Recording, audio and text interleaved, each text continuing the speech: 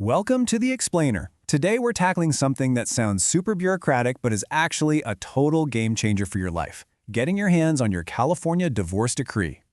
So let me ask you, is your life legally on hold right now?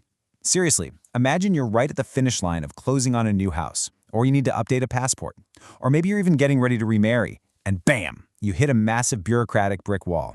Because without your official divorce decree, all those huge life milestones, they just stall out. You literally can't move forward. But don't worry, because this explainer is going to show you exactly how to smash right through that wall. All right, here's our roadmap for today. First, the key to moving forward. Then, decree versus certificate. Next, steps to get your decree, followed by understanding fees and costs. Then, we'll cover troubleshooting and insider tips, and wrap up with final takeaways and a quick disclaimer. Okay, let's jump right into part one, the key to moving forward. You might think, hey, the divorce is finalized. I'm totally done, right? Well, take a look at this web of life events. If you're trying to modify your name on a driver's license, update your pension, or tie the knot again, federal and state agencies are going to want proof.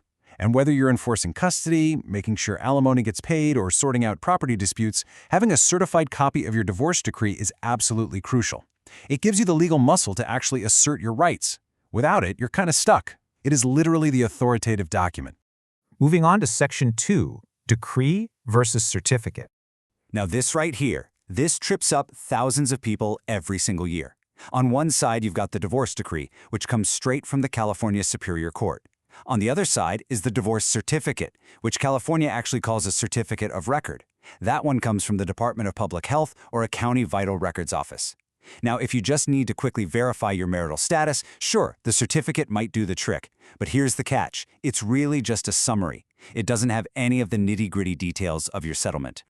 A divorce decree, on the other hand, which is formally known in California as the judgment of dissolution of marriage, is a whole different ballgame.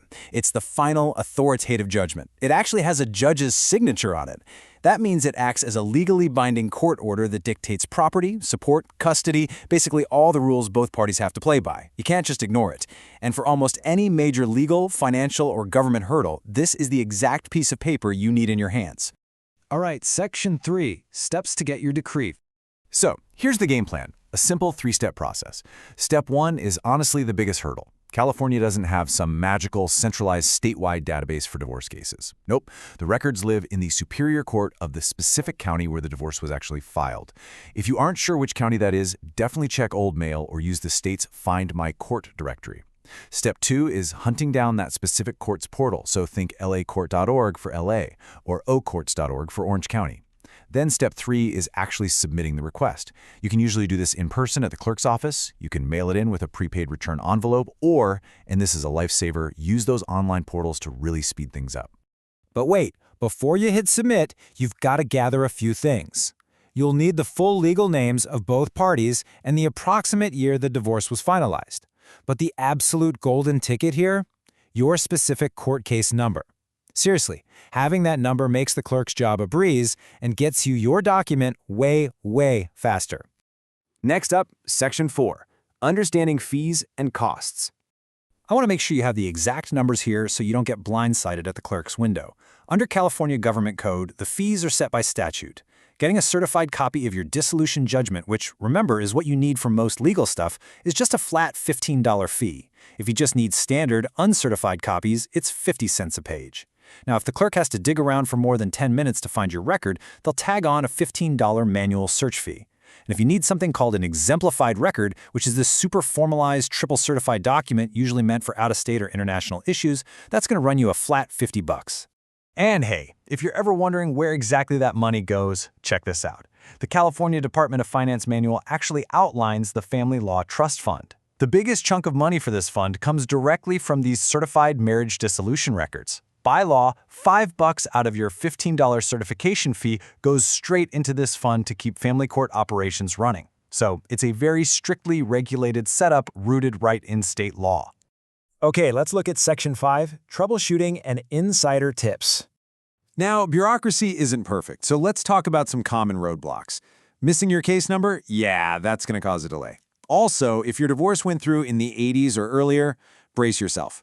Those files might be sitting in a dusty, off-site storage unit somewhere, which means getting them could take weeks instead of the instant gratification we're all used to with digital files.